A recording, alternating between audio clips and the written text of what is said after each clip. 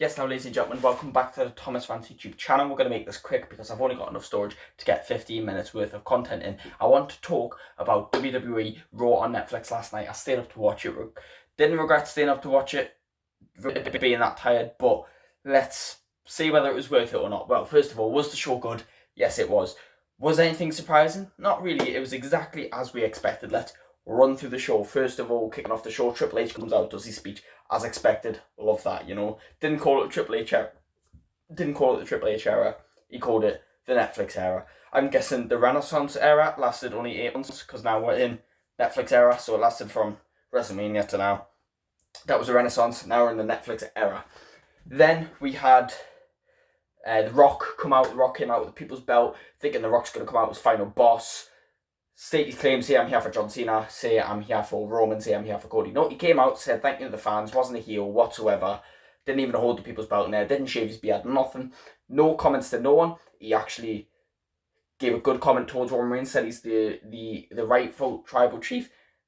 Oh my god. He said he's the rightful tribal chief, and then he also congratulated Cody. I'm like, what the fuck, this was a bit out of character. I think we could have done with the final boss Rock, but I know what they were doing. It was on Netflix, they were expecting a bit of a new audience, so they wanted the normal Rock to just come out and introduce everyone. I get it. Somewhere down the line, there's going to be Rock versus Roman and Rock versus Cody, because the first match out was Roman versus Solo in the tribal combat match. Obviously, the only person allowed at ringside was supposed to be Paul Heyman holding the Ula Fala, and then obviously ref got put down. Tama Tonga and Jacob Fatu come out. What I find funny, right, and the most obvious piece of kayfabe, most obvious piece of script, which is obviously WWE, that Jimmy Uso and Sami Zayn came out, but not Jey Uso. Jey Uso didn't come out, despite hanging out with them both. Despite Jey and Jimmy being the twins, Jey being the one that brings Sami to Jimmy, Jimmy and Sami came out because it was equal for Jacob and Tama, plus Jey Uso was getting ready for a match. So, I mean, that's probably the reason why you can excuse Jey for not coming out, because he's getting ready for the match. But I just find it funny that two Jacob and Tama Tonga came out, and then Sami and Jimmy made it even, like an even fight, as if they haven't just jumped Roman and made the match unfair. So that's not surprising. That's a cliche with the Bloodline matches, the current Bloodline. It gets quite boring, quite overused, where the Bloodline just get involved and attack everyone. But then out of nowhere, Kevin Owens came in and just stunned Reigns. I popped because Kevin Owens is my literal favourite. He came out and stunned Roman Reigns. Didn't see that coming, but I love it because it adds to the story of Roman Reigns has done so much wrong, and that's the whole reason why he hates Cody Rhodes, because Cody sided with him, and we all know Kevin's right this whole time. Cody comes out and fights Kevin off. Then we have Reigns winning the match. A little tweak about the match is Reigns, like, they did this throughout the whole show. People got hit with finishers and they kicked out like it was nothing. It wasn't even a 1-2 close call. It was a 1-2 kick out. Like, literally, like, people were just kicking out finishers like there was no tomorrow. It took a miracle to end the matches. And to say that Roman Reigns got hit with chairs and all sorts, I think Jacob Fatu hit the DDT, then the moonsault, then Solo Squad hit the Samoan Spike, and Roman Reigns kicked out with no help, was laughable, by the way, can I just say. You know, and coming into the new era with a new audience, this is your chance to rebuild wrestling. This is your chance to protect finishers, to protect wrestlers, to make bad guys seem like bad guys, to make powerful men look like powerful men, to make finishers look like finishers, because these are new audiences. They don't get how wrestling works. So if you portray it like that, they're going to believe it. This is the chance to build it, and I feel like they fumbled on that, but it's fine. After the match, The Rock came out to put the Ula Fala on Roman Reigns, so that's him acknowledging him. Don't know where the Bloodline story is going to go from now on, but what I would love to see, because obviously this Bloodline story has been dragged out for so long, but it's so good. They've found a new twist to it every single time. And honestly, I want it all to come down to Roman versus Rock versus Jimmy versus Jey versus Solo versus Tama Tonga versus Jacob Fatu versus Tonga Loa. Is that everyone? I don't know. Just all the Samoans fight each other. Just 8-man match, all fight each other. The winner, you know, elimination, whatever. The winner becomes the actual tribal chief. I just think they all need to beef each other. There's so many potential matchups that can happen. I'm excited for that, regardless. Do I think Roman Reigns was the right winner? Yes. Bit surprised to be the first match out, because it's Roman Reigns. They want to build Roman Reigns as their biggest star. Given that Cody Rhodes wasn't on the card, to say Roman Reigns wasn't the main event was quite shocking. But then at the same time, the main event was CM Punk versus Seth Rollins, which is a massive dream match, everyone's dream match, and quite an amazing match. Next out, we had Rhea Ripley versus Liv Morgan.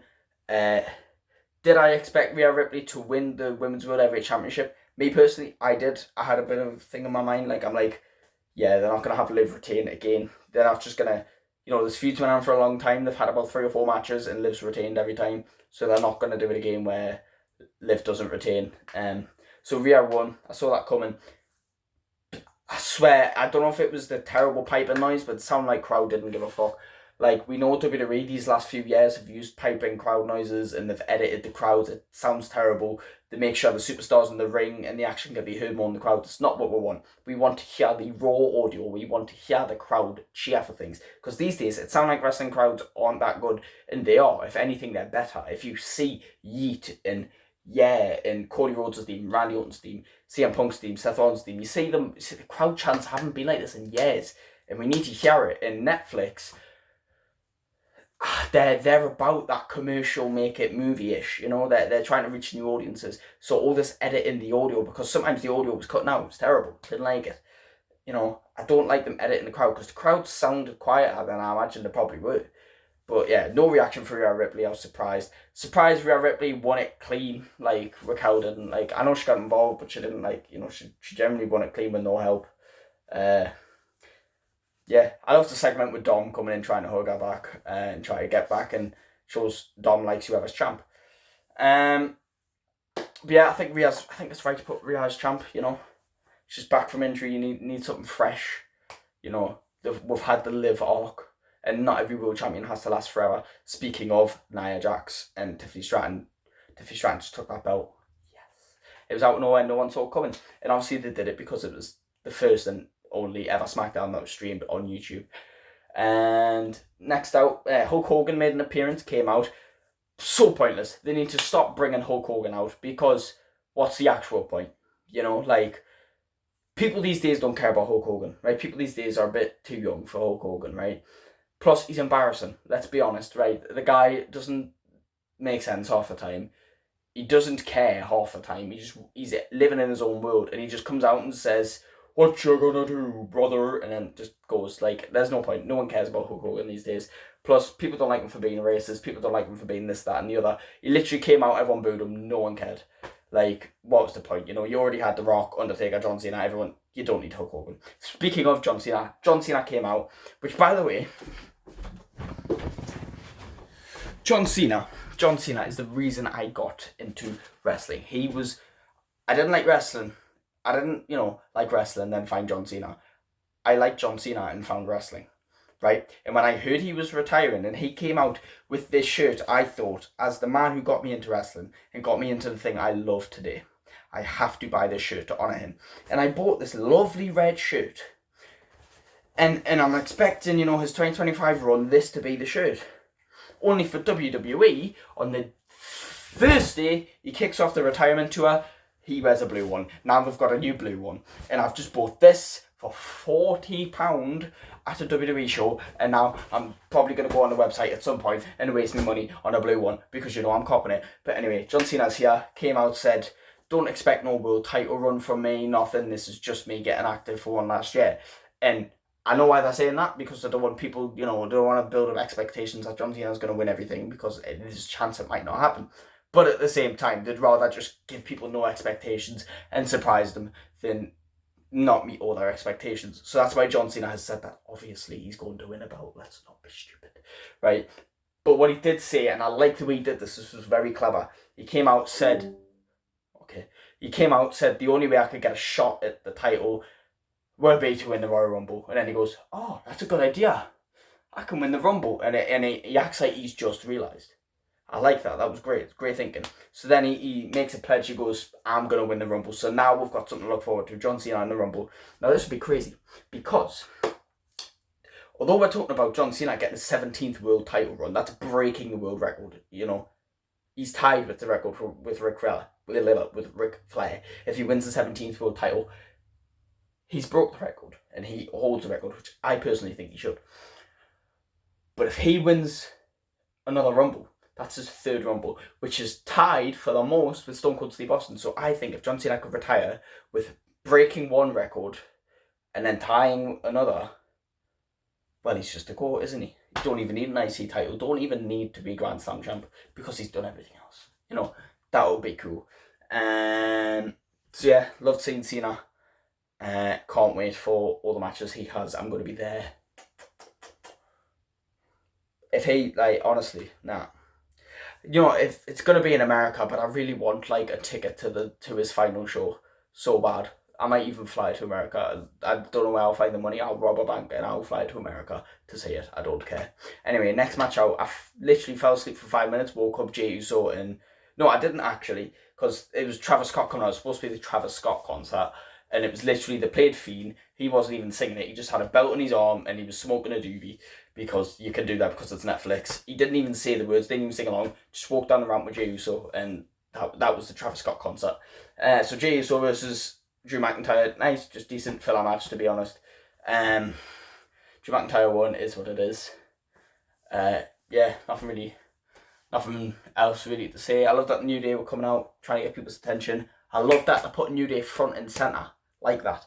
And then we had the main event, Seth Rollins, CM Punk. Now, this is obviously everyone's dream rivalry. I thought they shouldn't have ended clean because they wanted to make the rivalry last. If I wanted anyone to win, I want Seth to win, because CM Punk slightly got the edge with the fans over Seth Rollins, and I think it would make the story last a bit longer if Seth had won than if CM Punk had won. But you know, it is what it is.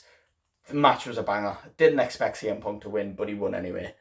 And if it was the old CM Punk, I'd be down for him winning, but it's not the old CM Punk. He's never going to be the same. But he did impress me in the ring, because since his return to wrestling in 2021, he's been very, very quite rusty.